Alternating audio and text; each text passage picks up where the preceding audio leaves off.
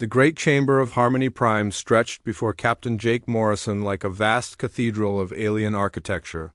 Blue crystal pillars twisted toward a ceiling that seemed to shift between dimensions, while bioluminescent panels cast an eerie glow across the assembled delegates. Jake stood at the human podium, his uniform crisp and his expression carefully neutral as hundreds of alien eyes studied him with the same interest they might show a particularly clever pet. Dr. Lisa Carter sat in the human observer section, her tablet recording every word and gesture. She had been studying galactic politics for 15 years, and still found herself amazed by the casual dismissal her species faced. The humans were tolerated, even appreciated for their usefulness, but never truly respected. They were the galaxy's janitors, sent to clean up the messes no one else wanted to handle. Ambassador Zeth Kar of the Saurian Dominion rose from his heated platform, his reptilian features twisted into what passed for a smile among his people. His scales gleamed like polished emeralds, and when he spoke, his voice carried the authority of a species that had ruled star systems when humans were still discovering fire. The human delegation requests expanded representation in the council, Zeth Kar announced, his forked tongue flicking out to taste the air. They wish to move from observer status to full voting privileges. The Saurian Dominion finds this premature. A chorus of clicks and whistles filled the chamber as various species voiced their agreement. Jake remained motionless, though Lisa could see the slight tension in his shoulders. They had expected this response, but it still stung to be dismissed so casually. High Counselor Vexthy of the Klaxon Collective stood next, her insectoid form towering over the other delegates. Her forearms moved in complex patterns as she spoke, a form of communication that most species found hypnotic. The humans have served admirably as our shock troops, she buzzed, her compound eyes reflecting the chamber's lights. However, their emotional nature and primitive social structures make them unsuitable for governance. They lack the rational thought processes necessary for council membership. Jake stepped forward, his voice calm and measured. Honored counselors, humanity has participated in over 300 peacekeeping missions. We have lost 47,000 personnel in service to galactic peace. Our colonies provide resources to 72 worlds, and our research has contributed to advances in medical technology, agricultural systems, and defensive capabilities. We believe our record speaks for itself. The chamber erupted in what sounded like laughter, though the sounds came from dozens of different species. Lisa made notes on her tablet, documenting each dismissive gesture and condescending comment. The ethereal delegate Thylex floated above her crystalline platform, her translucent form shimmering with what appeared to be amusement. Young species. Thylex's voice resonated directly in their minds. Your contributions are noted and appreciated. However, you must understand that council membership requires more than enthusiasm and physical capability. The decisions we make affect trillions of beings across thousands of worlds. Your species has existed in galactic society for mere decades. Perhaps in another few centuries, when you have matured beyond your current limitations. Jake's jaw tightened slightly, but his voice remained steady. What limitations would those be, Counselor? Your aggression, for one, interjected Counselor Mulder of the Peaceful Traders Union. His slug-like form glistened with protective mucus as he spoke. Your species defaults to violence when faced with problems. While this makes you excellent soldiers, it hardly qualifies you for diplomatic leadership. You say this, Jake replied, yet you consistently request human forces for your most dangerous missions. If we are so violent and primitive, why do you trust us with your most sensitive operations? The question hung in the air like a challenge. Lisa watched the alien delegates exchange glances, their various forms of communication creating a symphony of clicks, whistles, and mental projections. She had seen this pattern before. A galactic community wanted human capabilities without human input, human sacrifice without human recognition. Zeth Kar's tail twitched, a sign of irritation among his people. Because, he said slowly, violence is sometimes necessary, and your species has proven expendable. Your short lifespans and rapid reproduction make losses acceptable. More civilized species cannot afford such waste. The words hit the chamber like a physical blow. Lisa felt her breath catch while Jake's expression didn't change by even a fraction. But she knew him well enough to recognize the stillness that came over him when he was fighting to control his emotions. "I see," Jake said quietly.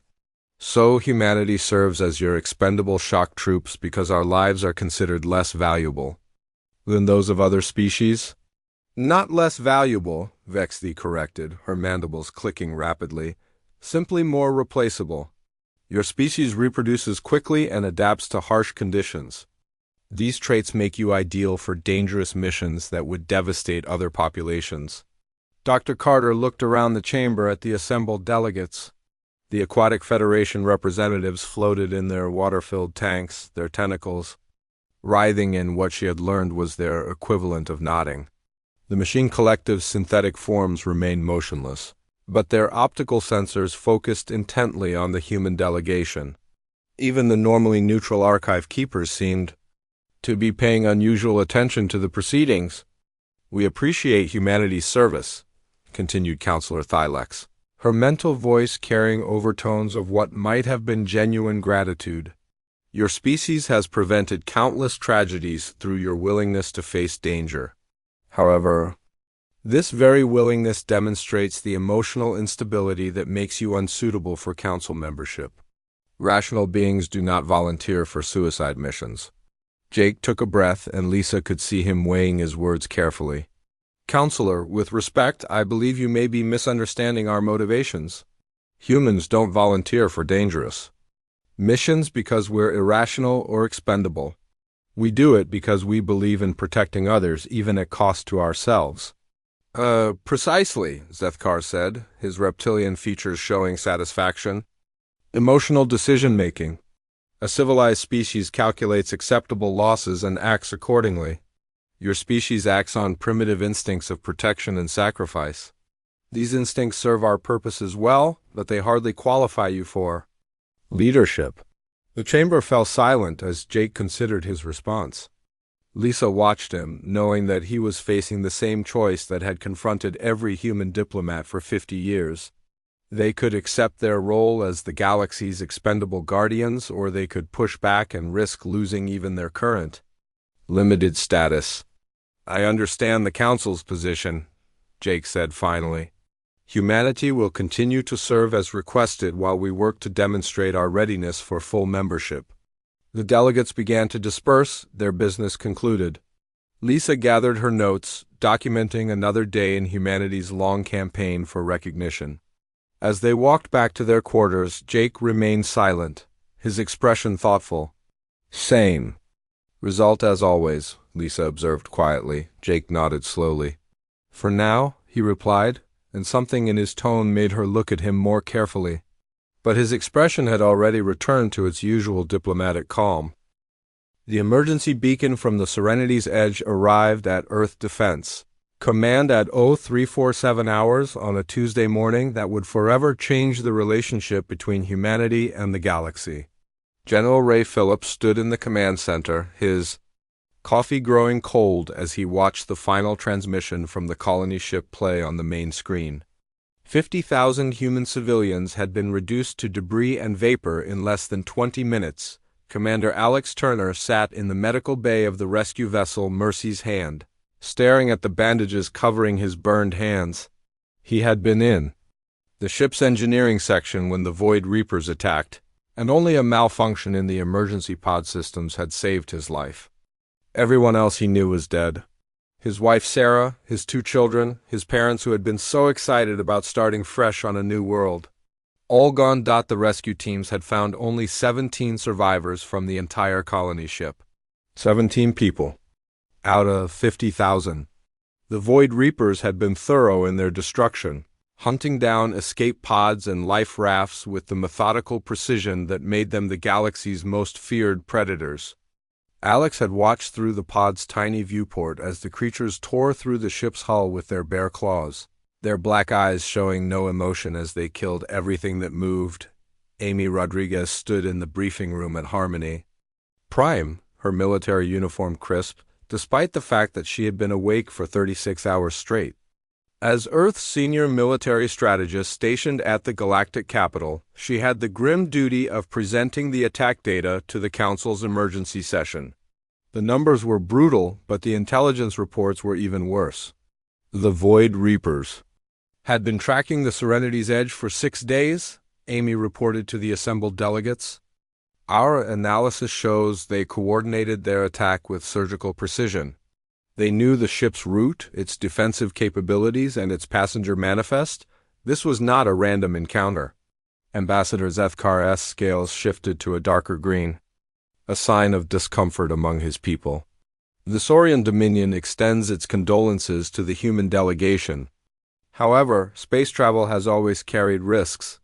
The Void Reapers are a known threat in that sector. A known threat that you failed to warn us about, Amy replied, her voice steady but her eyes hard.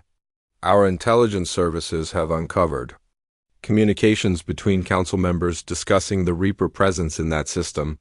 You knew they were there, and you said nothing. The chamber erupted in defensive clicking and buzzing. High Counselor Vex's mandibles snapped rapidly as she spoke. The Council cannot be expected to monitor every human vessel. Your species chooses to establish colonies in dangerous regions despite our warnings about the risks. What warnings? Amy's voice cut through the noise like a blade. We requested updated threat assessments for that system 3 months ago. The official response was that the sector was classified as low risk for civilian traffic. Dr. Lisa Carter had been monitoring the political situation from Earth, and she felt a chill as she read the classified documents that Amy had managed to obtain. The pattern was clear to anyone who bothered to look.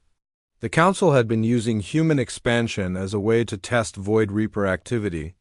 Human colonies were sent to disputed or dangerous regions, and their survival or destruction provided valuable intelligence about enemy movements. Counselor Thylex's ethereal form shimmered with what might have been embarrassment. The situation is regrettable, but the Council must prioritize the safety of core worlds. Human colonies serve as early warning systems for threats that might otherwise go undetected. The words hung in the air like a death sentence. Amy felt her carefully maintained diplomatic composure begin to crack. You used 50,000 civilians as bait. We used expendable assets to gather necessary intelligence, Zethkar corrected. This is standard military doctrine. Acceptable losses in service of the greater good. The rescue ship carrying the survivors docked at Luna Station 12 hours after the emergency session ended. Commander Turner was helped off the vessel by medical staff, his injuries severe but not life-threatening. The physical wounds would heal, but the look in his eyes suggested that something deeper had been damaged beyond repair. General Phillips met the survivors personally. Something that protocol didn't require but that his conscience demanded. He had been a soldier for 30 years, and he had seen the aftermath of countless battles. But there was something different about these survivors. They carried themselves with a stillness that spoke of profound change. How many knew? Turner asked when Phillips approached his hospital bed. His voice was rough from smoke inhalation, but his eyes were clear and focused. Knew what, Commander? How many of them knew we were being sent to die? Turner's hands clenched into fists, pulling against the medical restraints. How many council members sat in their comfortable chambers and decided that my family was an acceptable loss? Phillips had no answer. The classified reports were clear enough. The council had known about the Void Reaper presence and had chosen not to warn the human colonists. They had considered the intelligence value of the attack more important than the lives of the people aboard the ship. The funeral services for the Serenity's Edge victims lasted 3 days. Representatives from every human colony attended, either in person or through holographic projection. The galaxy sent formal condolences, but no actual delegates. Even the species that regularly requested human military assistance found excuses to avoid the ceremonies. Amy Rodriguez returned to Earth for the services, her diplomatic post at Harmony Prime officially terminated by her own request. She stood with the other survivors as they watched the memorial flames burn for the dead. 50,000 names scrolled across the screens, each one representing a life that the galaxy had considered expendable. "They think we're animals," Turner said quietly, as they watched the flames. His burns were healing, but he still moved carefully. "Useful animals that they can throw at problems until the problems go away? Maybe we are," Amy replied. "But animals can be dangerous when they're cornered." The memorial service ended with the traditional human moment of silence, 1 minute of perfect quiet to honor the dead. But as the minute passed, something changed in the expressions of the survivors. The silence stretched beyond its traditional length, becoming something else entirely. It became a promise. General Phillips stood at the podium for the closing ceremony, his uniform heavy with the weight of 30 years of service. He had prepared a speech about sacrifice and duty, about carrying on in the face of tragedy. Instead, he looked out at the assembled crowd and spoke from his heart. "For 50 years, we have served the galaxy faithfully. We have died for their causes, bled for their peace, and asked for nothing in return except recognition as equals." His voice carried across the silent assembly. "Today we learned that equality was never an option. We learned that we are considered expendable assets, useful only until we are used up." The crowd remained silent, but Phillips could feel the change in the air.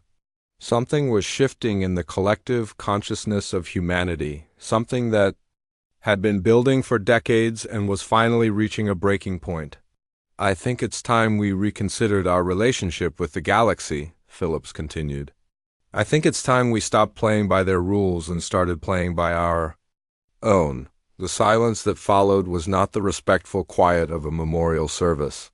It was the silence of a predator deciding whether to hunt. The first sign that something had changed came 3 weeks after the memorial services, when the Klaxon Collective requested human assistance with a mining facility under attack by space pirates. Colonel Sam Hayes received the mission briefing. In his office at Terra Command, read it twice, then filed it in the rejection folder without a second thought.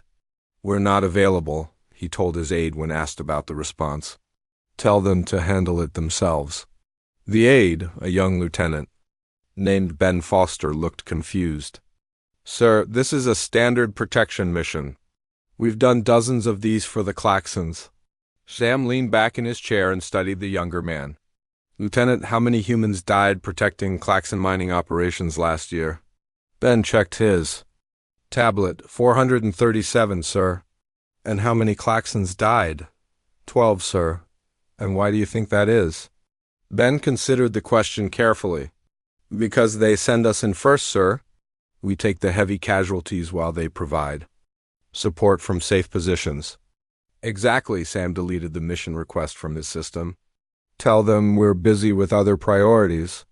The pattern repeated itself across human space over the following weeks.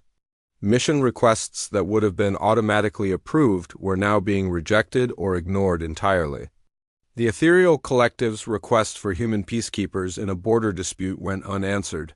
The Machine Collective's plea for human technicians to repair damaged facilities was politely declined. Even the Aquatic Federation's emergency request for human divers to rescue trapped civilians was met with a simple response: "Not our problem." Dr. Kate Murphy stood in her laboratory on Luna Station watching the news feeds from across the galaxy. Her research into defensive technologies had always been focused on protecting human colonies and alien allies alike. Now she found herself wondering why humanity had spent so much effort protecting species that saw them as expendable. "The casualty reports are interesting," she told her research partner as they analyzed the latest intelligence data. "Without human forces absorbing the initial attacks, the other species are losing people at rates they've never experienced before." The data was stark. The Saurian Dominion had lost more soldiers in the past month than they had in the previous 5 years. The Klaxon Collective was facing their first military defeat in over a century. Even the powerful Machine Collective was struggling to maintain their defensive perimeters without human support. Lieutenant Ben Foster had been reassigned to intelligence analysis, and his job was to monitor the galactic situation. What he saw disturbed him. The galaxy was falling apart without human intervention, but not in the way he had expected. The other species weren't just struggling militarily. They were struggling with everything. The Peaceful Traders Union has suspended all commerce in the Outer Rim, Ben reported to Colonel Hayes. They can't maintain their trade routes without human escort vessels. And the Void Reapers? Hayes asked. Still active in 17 systems. The Council forces have engaged them 4 times in the past week. They've lost every battle. Hayes nodded grimly. Casualties? 17,000 dead, 43,000 wounded. The Void Reapers lost maybe 100. And the numbers told a story that the galactic community was only beginning to understand. For 50 years, humans had been the ones dying in the dangerous missions. They had been the ones standing between the galaxy and its predators. Without them, the carefully maintained peace was crumbling. Ambassador Zarthel of the Aquatic Federation arrived at Earth's diplomatic station with a formal request for emergency assistance. Her species had always been among the more reasonable members of the galactic community, and she had personally advocated for better treatment of humanity in the past. The situation has become critical, she explained to the human diplomatic team. The Void Reapers have begun targeting civilian populations. Our defensive forces are insufficient to protect our colonies. The human ambassador, a soft-spoken woman named Dr. Elena Brooks, listened politely to the request. I understand your concern, Ambassador. However, Earth has decided to focus on protecting our own colonies for the foreseeable future. But the mutual defense treaties, Zarthel protested, her tentacles writhing with distress. Humanity has obligations to the galactic community. The same obligations that protected the Serenity's edge? Elena's voice remained calm, but her eyes were cold. The same treaties that classified 50,000 human civilians as acceptable losses. The aquatic ambassador had no answer. The truth was becoming impossible to ignore. The galaxy had built its peace on human sacrifice, and now that humanity was no longer willing to provide that sacrifice, the entire system was collapsing. The Void Reapers launched their largest assault in decades against the core worlds, targeting the industrial systems that supported galactic civilization. The attack was coordinated and brutal, with Reaper forces appearing simultaneously in 12 different star systems. The Council's response was swift but ineffective, without human forces. To serve as shock troops, the other species were forced to confront the Reapers directly. The results were catastrophic. The Saurian Dominion lost an entire fleet trying to protect their manufacturing worlds. The Klaxon Collective watched helplessly as their research stations were destroyed. Even the Machine Collective, with their advanced defensive systems, could not stop the Reaper advance.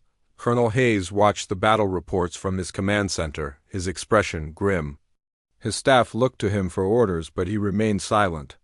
The galaxy was burning, and humanity was letting it burn. Sir, Lieutenant Foster said quietly, the Council is requesting immediate human assistance. They're offering full membership and voting rights. Hayes looked at the younger man. Are they? Yes, sir. Emergency session called for tomorrow. They want to discuss humanity's new status in the galactic community. Tell them we're busy, Hayes replied. Maybe next month. The desperate messages from the galactic community were flooding human communication networks. Species that had spent decades dismissing humanity as primitive and expendable were now begging for help. The Ethereal Collective offered technology transfers. The Peaceful Traders Union promised favorable trade agreements. Even the Proud Machine Collective was willing to share their manufacturing capabilities, but the messages went unanswered. Humanity was no longer playing by the galaxy's rules. Dr. Murphy's research had taken a new direction. Instead of developing defensive technologies to protect alien worlds, she was now focusing on ways to protect human colonies from any possible threat.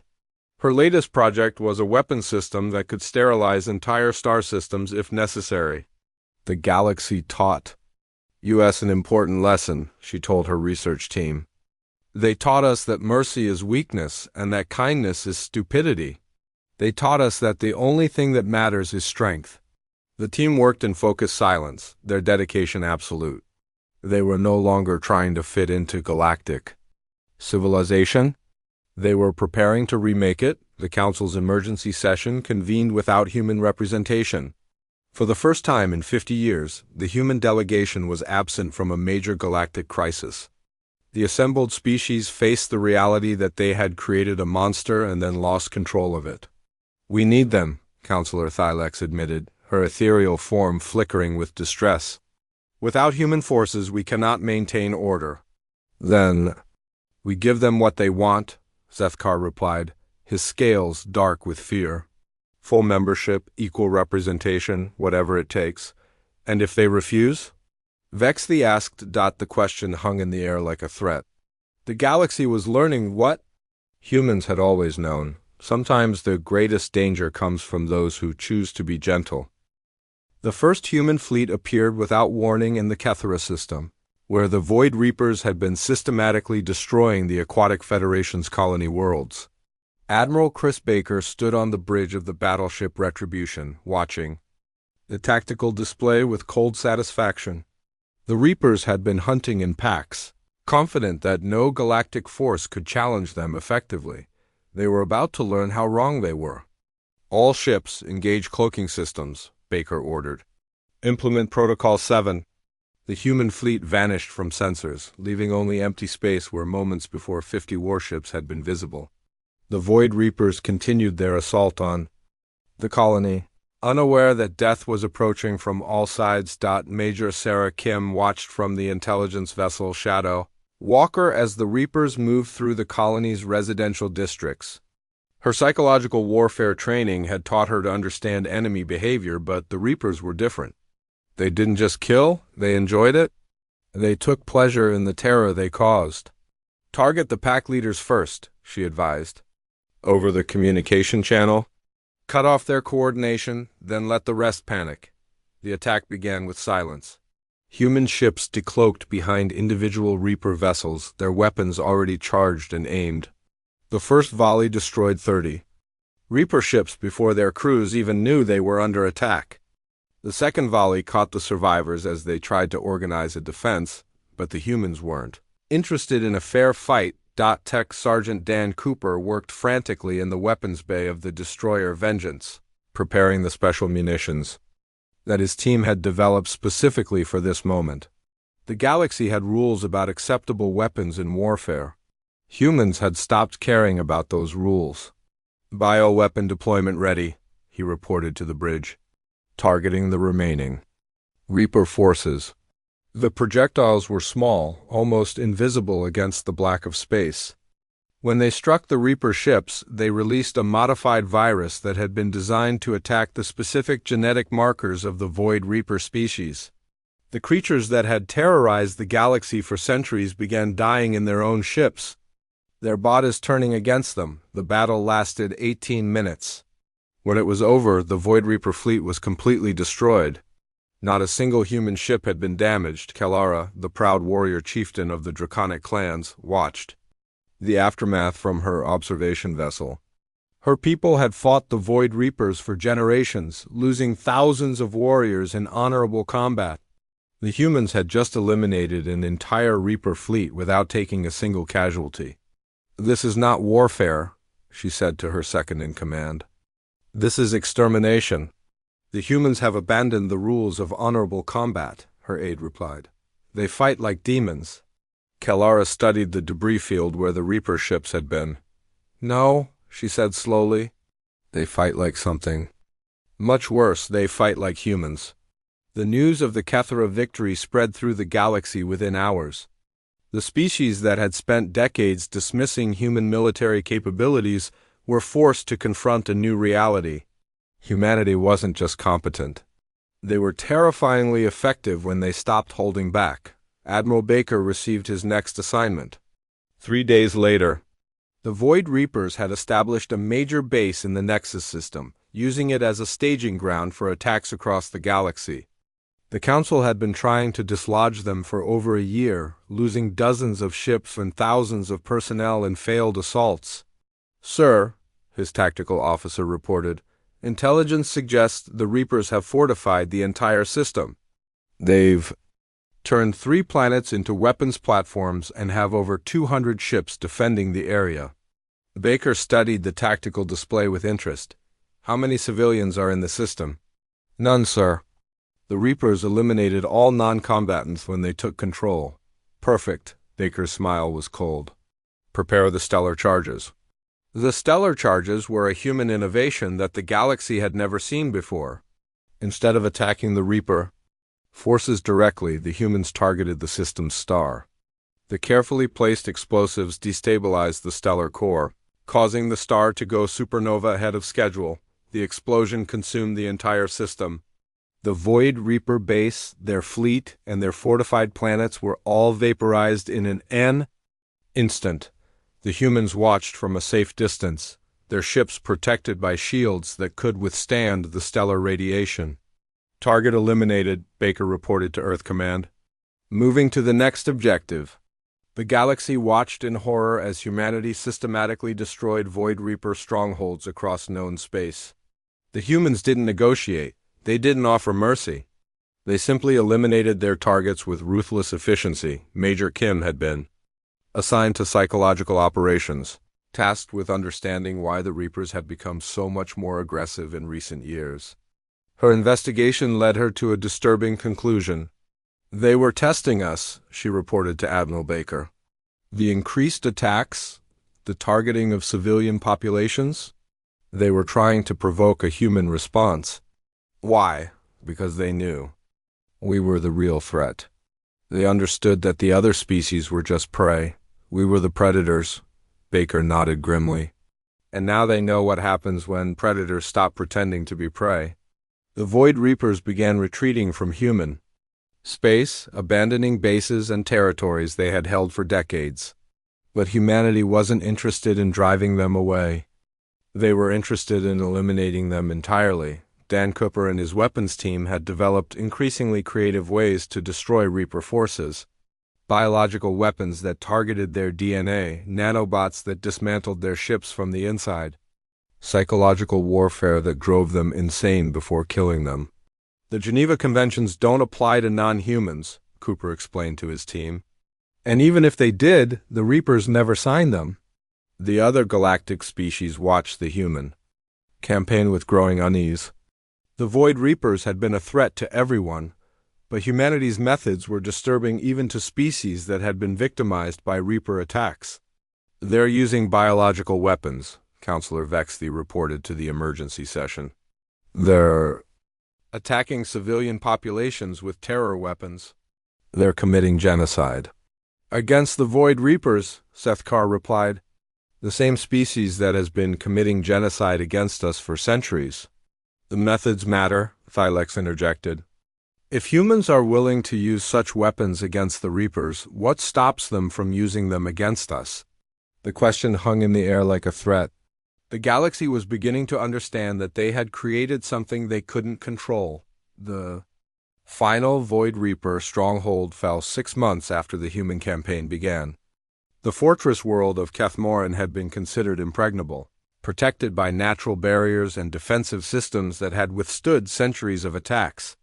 The humans bypassed all of it. Instead of attacking the fortress, they attacked the planet itself. Olgota bombardment cracked the crust, releasing the molten core. The resulting volcanic eruption consumed the entire world, killing every Reaper on the surface. Admiral Baker watched the planet burn from his command ship, his expression emotionless. Mission accomplished, he reported. The Void Reaper threat has been eliminated, but the galaxy knew that one threat had simply been replaced by another. The humans had proven that they were capable of anything when they stopped playing by civilized rules. The question now was whether they would ever choose to play by those rules again. Kalara stood in her war room, studying the tactical reports from the human campaign. Her people had always prided themselves on their warrior culture, but what the humans had done wasn't warfare. It was something else entirely. They don't fight to win, she said to her advisors. They fight to end the fight permanently. What do we do? Kalara looked out at the stars, knowing that somewhere out there, human fleets were patrolling space that had once belonged to the Void Reapers. We pray they never decide we're a threat.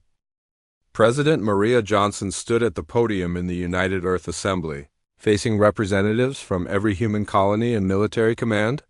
The hall was silent as she prepared to address the galaxy's new reality.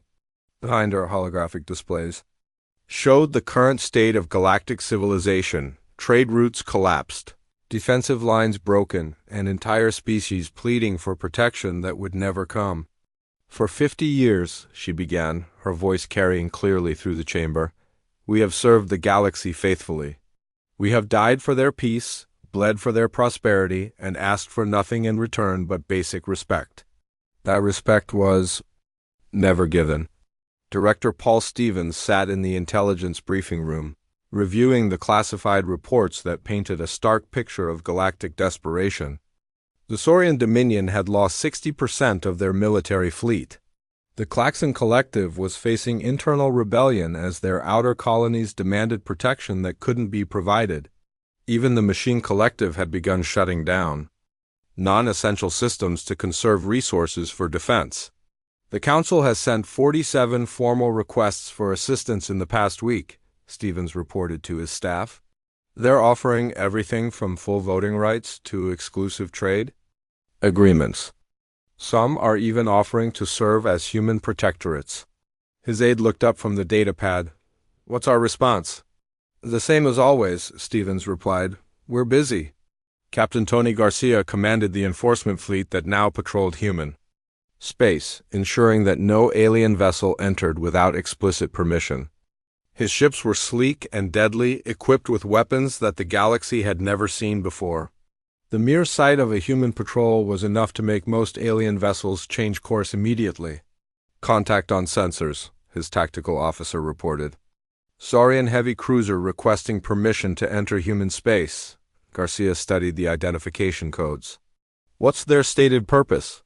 Diplomatic mission to Earth. They claim to have authorization from the Council. Tell them to submit their requests through proper channels and wait for approval, Garcia ordered. If they don't comply, escort them out of our territory. The Saurian ship lingered at the border for several hours before finally departing. It was the third diplomatic mission that week to be turned away without consideration. Humanity was no longer interested in talking. The transformation of human space had been swift and dramatic. Colonies that had once been vulnerable outposts were now fortified strongholds surrounded by defensive networks that could destroy entire fleets. Human technology had advanced at an impossible rate once it was no longer being shared with other species. Dr. Elena Brooks worked in her laboratory on Luna Station, developing the terraforming technologies that would allow humanity to expand into previously uninhabitable systems. The galaxy had always limited human expansion, claiming that aggressive species needed to be contained. Now there were no limits. The atmospheric processors are ready for deployment, she reported to the Colonial Development Council. We can have breathable environments established in any system within 6 months. What about indigenous life forms? Asked the council chairman. Elena shrugged. If they can coexist with humans, they can stay. If they can't, they won't. The casual dismissal of non-human life would have horrified the old galactic community. But humanity was no longer part of that community. They were building something new, something that put human interests first, and only. Ambassador Rick Turner, son of the Serenity's Edge survivor Alex Turner, had been assigned to the new Department of Alien Relations. His job was not to negotiate with other species, but to manage them.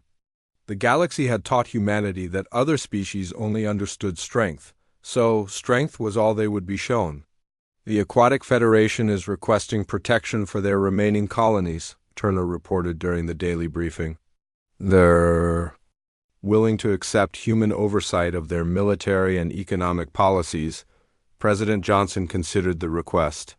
What do they offer in return? Complete access to their biotechnology research and exclusive mining rights to their ocean worlds. Acceptable. Draw up a protection agreement. Full human authority over their external relations. The Peaceful Traders Union had been the first to accept human protection, surrendering their independence in exchange for security. The Trade Federation, that had once controlled vast commercial networks, was now little more than a human subsidiary, their ships flying under human flags and following human trade regulations. Elder Zixthar of the Archive Keepers was one of the few alien representatives who still attempted to maintain diplomatic contact with humanity. Her species had remained neutral throughout galactic conflicts, dedicated to preserving knowledge and culture. But even neutrality was no protection against the new reality. "The humans are changing," she reported to her fellow keepers. "They no longer see us as equals or even allies. We are resources to be managed or obstacles to be removed." "What do you recommend?" "Submission," Zixtara replied sadly. "Complete and total submission. It is the only way our species will survive." The conversation was being monitored by human intelligence services, as were all alien communications. Director Stevens read the transcript with satisfaction. The galaxy was finally learning its place. Captain Garcia received new orders that expanded his patrol area to include several systems that had previously been neutral territory. The aliens living there would be given a choice: accept human protection, or face the consequences of their independence. "Sir," his communications officer reported, "we're receiving a transmission from the Draconic clans. Chieftain Kalara requests a meeting." Garcia smiled. The Draconic clans had been one of the most prideful species in the galaxy, refusing to acknowledge human authority even as their territory was slowly being absorbed into the human sphere of influence. "Tell her she can submit her request through proper channels," Garcia replied. "If she wants to talk, she can come to us." The meeting took place on the human station at the edge of Draconic space. Kalara arrived with a small escort, her warrior's pride evident in every movement. But Garcia could see the fear in her eyes. She knew what happened to species that defied humanity.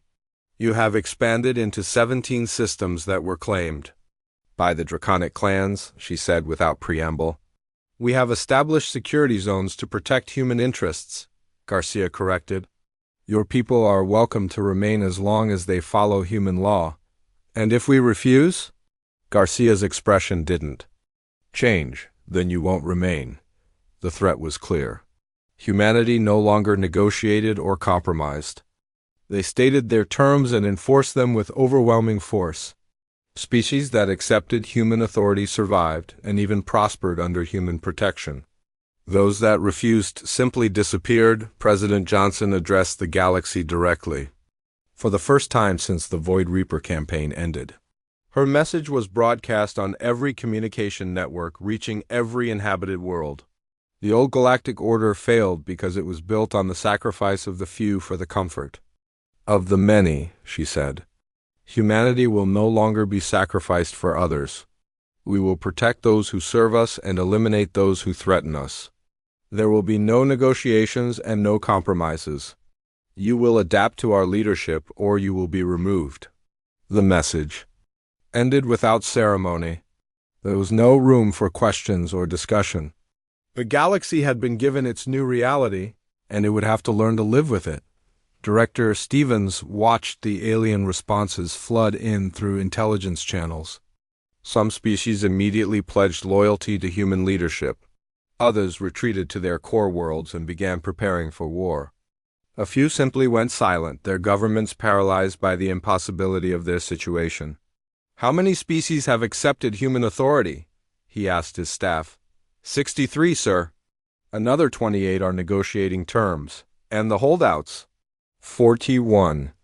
Species have refused to acknowledge human leadership. Most have begun military preparations, Stevens nodded. Send their locations to Captain Garcia. Let's see how long their pride lasts when it's tested. The galaxy had become a very simple place. There were human allies who prospered under human protection, and there were human enemies who faced human wrath. Everything else was just details. Scholar Teshawin stood in the great archive of Harmony Prime, studying the historical records that documented the transformation of galactic civilization.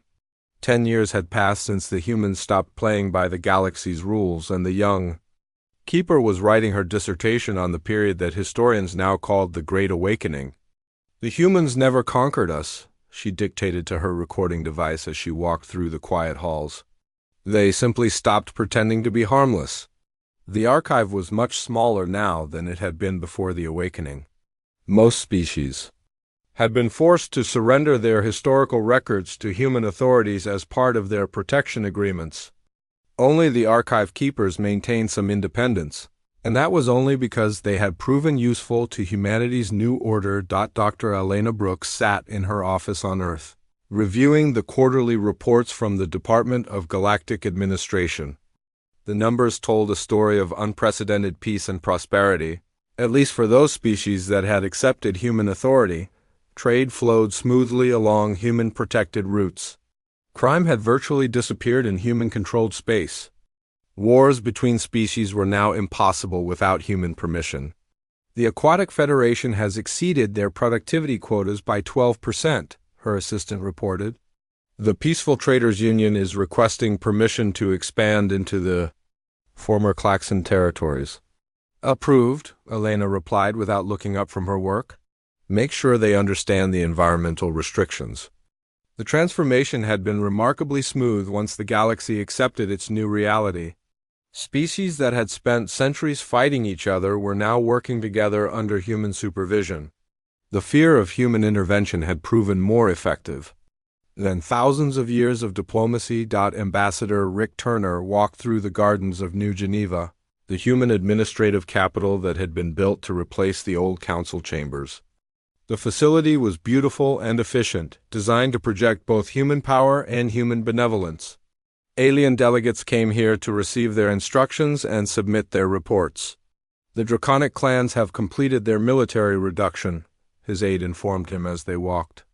They're down to the agreed-upon defensive forces only. Good, Rip replied. Schedule a review meeting for next month. If they continue to comply, we can discuss expanding their territorial allowances. The carrot-and-stick approach had proven highly effective. Species that followed human directives were rewarded with expanded territories, advanced technology, and protection from threats. Those that didn't simply ceased to exist.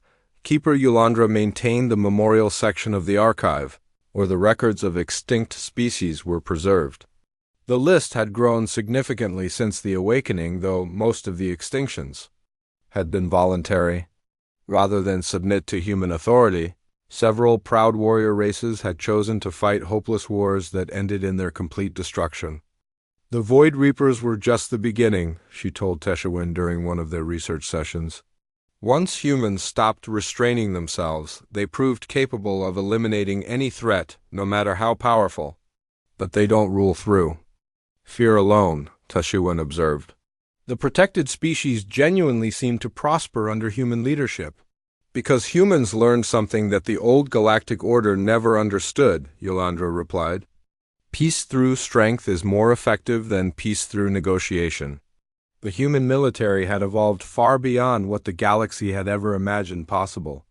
Captain Tony Garcia now commanded a fleet that patrolled half the known galaxy, ensuring that human law was followed and human interests were protected. His ships were so advanced that most alien species couldn't even understand how they worked. Contact from the Border Patrol, his communications officer reported. Unknown vessels detected entering Sector 7. Garcia studied the tactical display. Identification? None on file. Technology appears to be from outside the galaxy. Alert all human forces, Garcia ordered. Full defensive protocol. If they're hostile, eliminate them. If they're peaceful, escort them to the nearest human authority for processing. The galaxy had learned to fear unknown threats, but humanity had learned to eliminate them before they could become problems. The approach was brutal but effective. Dr. Elena Brooks received the report of the first contact with extragalactic visitors 3 hours after they had been destroyed. The alien vessels had refused to acknowledge human authority and had been classified as hostile. The entire fleet had been eliminated before they could send a distress signal. What did we learn from the wreckage? She asked the research team. Advanced technology, but nothing we can't counter, came the reply. They appeared to be scouts for a larger force. Prepare defensive measures for the galactic perimeter, Elena ordered. If more arrive, I want them detected and eliminated before they can report back. The galaxy that had once struggled to defend itself against the Void Reapers was now capable of destroying threats from beyond known space. The transformation was complete. Scholar Teshuin found the most disturbing records in the deepest levels of the archive. Personal accounts from the early days of human expansion, when species still believed they could negotiate or resist. The descriptions of human military actions were clinical in their precision and terrifying in their effectiveness. "They don't fight to win battles," one Saurian general had written before his species surrendered. "They fight to end the possibility of future battles." "The humans have perfected warfare," recorded a Klaxon scientist. "They have made it so efficient that resistance is not just futile, but impossible to contemplate." Teshuin saved the files and continued her research. The galaxy needed to remember how it had reached this point. Even if most beings preferred to forget the dark days before human protection, President Maria Johnson addressed the 10th anniversary celebration of the awakening from the balcony of the presidential palace on Earth. Below her, representatives from 97 species gathered to commemorate the day that galactic civilization had been reborn under human leadership. 10 years ago, the galaxy was burning, she said to the assembled crowd. Species fought endless wars, trade routes were plagued by pirates, and innocent civilians lived in fear of predators like the Void Reapers. Today, children of every species play safely in parks protected by human fleets. The applause was enthusiastic and genuine. The galaxy truly was safer and more prosperous than it had ever been. The price had been independence, but most species had come to believe it was a fair trade. Ambassador Rick Turner stood with the alien delegates, watching as human children played with young beings from dozens of different worlds. The next generation was growing up in a galaxy where human authority was simply accepted as natural law. They would never know the chaos and violence that had existed before. "Do you ever regret it?" asked Elder Zixthara, who had become one of the few alien advisors trusted by human leadership. Rick considered the question as he watched his own daughter playing with a young, Aquatic Federation child. "Regret peace? Regret prosperity? Regret the fact that no child in the galaxy goes to sleep afraid of monsters? Regret the price?" Zixthara clarified. Rick looked at the alien elder with the same calm certainty that had defined human leadership for the past decade. "The galaxy chose the price when it decided our children were expendable. We simply chose to collect payment." The celebration continued as the sun set over the human capital. In orbit above, the most powerful fleet in galactic history maintained its eternal watch. The galaxy was safe, prosperous, and peaceful under human protection.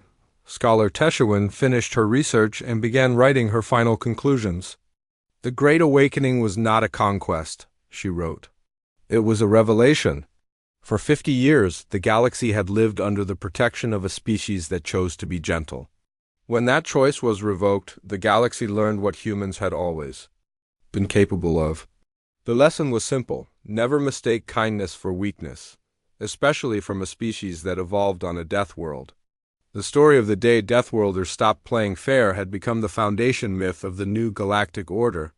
It was a tale that every species still feared and every species still remembered. It was the reminder that peace was not a natural state, but a choice made by those strong enough to impose it.